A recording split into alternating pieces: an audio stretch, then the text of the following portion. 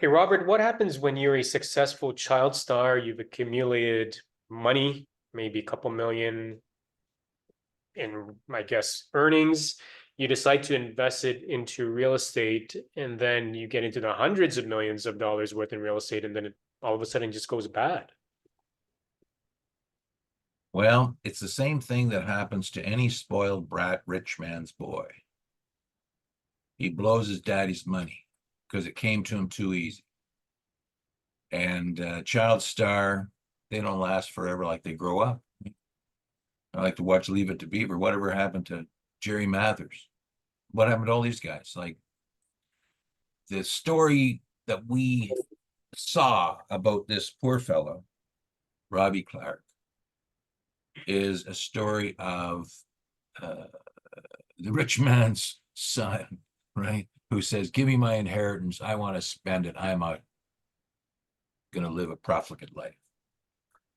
And you can always find bad friends who will help you spend your money. And you can also find, especially in a roaring boom bust market in real estate, fellow travelers who will help you with credit, will extend you credit, will do things on a rising market that only work in a rising market, and rising markets do not go forever, that whenever that ends, then all of the excesses that were done, all of the fancy promissory notes, 6-month term mortgages, extravagant rates and private lending, it all comes home to roost, that just nobody can pay anymore because we needed, it's like a Ponzi scheme. You needed the replenishment from new properties to come in to get refinanced at higher rates to keep on paying for the shortfall in the existing ones. So what And happened? That's yeah, what and that's why on this episode of Real Estate Chat with Robert Eid and John Deere, not long-winded, Perez.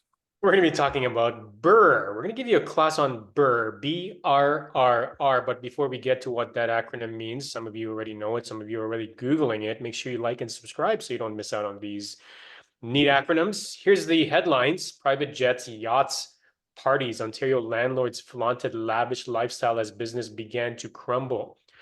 Former child actor Robbie Clark, as Robert introduced, heads a web of corporations that owe $144 million, currently under bankruptcy protection. Here's another one: insolvent Northern Ontario real estate group accused of misusing tens of millions of dollars. So we're going to be linking both articles here. Not of course to pick fun at, or say, you're a child star, all of a sudden you're successful, you've got money.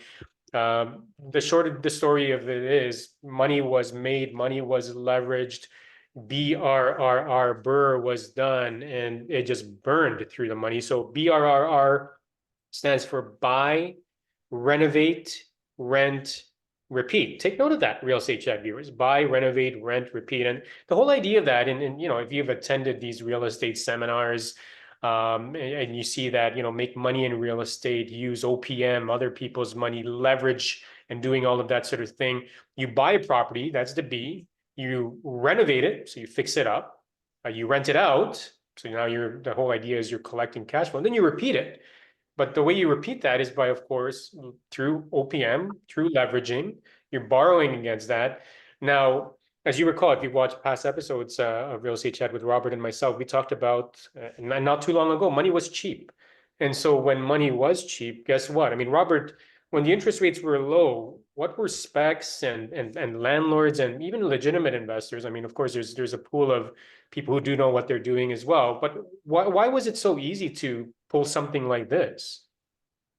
Well, number one, you had variable rate mortgages. So you were paying very little interest, and you had a rising real estate price market, and you had a tremendous number of people who wanted to get into the real estate market before it got out of their reach.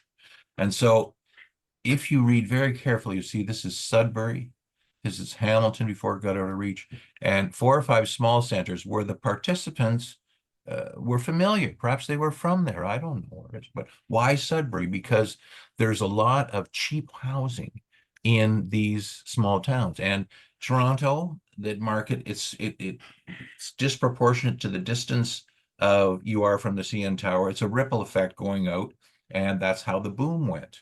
And unfortunately, it also went this way. Out there first, terrible. And so they would buy the most terrible property on the street because they were in the market or in the business of fixing it up. They had extra money in their side pocket to fix it up. And then they're going to rent it out. And of course, once they fix it up, now it can get reappraised and its value is up. And so they can take all that money out. They've got 100% financing on that. You've got 25% of that in their pocket. And they can buy another one of that. And they've got a tenant in there who's paying a fair rent, and that's paying for the principal, interest, and taxes because the interest rate is so low. And repeat, you just keep on doing it. Then you can start doing it with partners. So it's not actually your money, it's a syndicated group that's using, you get the cash from them or you show them how to do it. It's your crew that's working on the place, and it becomes a real rip-roaring business, particularly in small centers. You're doing what's hard to do in downtown Toronto because the price of everything is so high and everybody's intense on labor and the scrutiny of the rules for construction, everything. Out in the small town, you get away with all kinds of things. But everything that goes up comes down. And just to, Excesses happen fast. well, let's talk about excesses and forget about the private jets, forget about the yachts, forget about the parties. Let's talk about the excesses in terms of the numbers here. How many properties were done in this manner? There were over 800 properties apparently. So I mean, imagine you have your principal residence, that's one.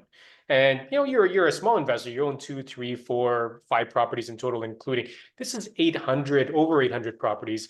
But guess how many loans were there from this over 800 properties? There were 1,300 loans. Well, So because you need a second and a third on each one.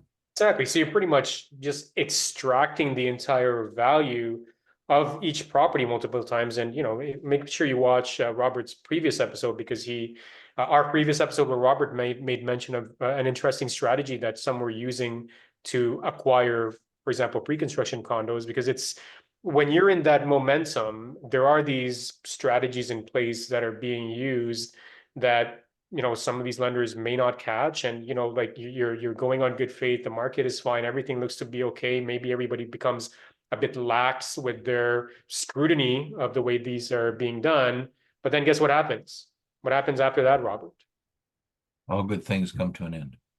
Yeah, prices flopped, interest rates rose, your equity dries up, now you're sitting on properties that may be underwater. So Robert, the cautionary tale then, what do we tell some of our real estate chat viewers might be child stars right now that are on the brink of becoming famous and maybe picking up the phone and calling us one day and say, hey, Robert Jonder, let's do this, let's invest in property. Some of our real estate chat viewers are looking at opportunities to invest. Some of them are cautionary. Like what's the story here? Like what's our warning? Our warning is don't buy something that's not good for you. And that may sound glib, but why would you want to buy something in Windsor? You live in Scarborough. Why would you want to buy something in Sudbury? Why would you want to buy something far, far flung in Northern Ontario? You did it only because you had $13,000 and you paired up with 3 other people and someone showed you a way on a seminar or on a video of how you could get in, and had demonstrations of how this fella and this lady and their friends had all used the same system and made money in the most immediate future. I don't want to say it's a pyramid, but it sort of is, because you're leveraging, you're improving the real property, you're providing rental accommodation, all kinds of good things. But as the prices get jacked up, what was a great deal at $147,000, now you're trying to resell it for $428,000, and you're trying to get refinancing loans based on $375,000. It can't rent for enough. Like everything just runs out of gas. So what's the story? When you see something that's too good to be true, it probably is. Be cautious, do only what's right for you, do your research. We're not saying investing in real estate is bad or wrong or you shouldn't do it. You just got to be careful with these things, right? So make sure you leave into the comments what you think. If you're dabbling in this, BRRR. The final other thing, there's also a whole private mortgage market where you don't have to be the buyer, you can just be the financier. And so you're approached by a friend of a friend of a friend of a friend who says, there's a person who needs, it's only for a year, and you can get 9%, you can get 13%, you can get half of it up front. And all you need to do is give me your money and we'll get it invested and we'll get you secured up under with a real property loan or a promissory note or something or other. So it applies to the lending. If there was no lenders, these wild schemes could not happen. No, you got to be careful. Do your research and keep watching episodes of Real Estate Chat where we give you insight into all things real estate related. Thanks for watching this episode. Take care. Bye for now. Stay out of trouble. Stay out of trouble.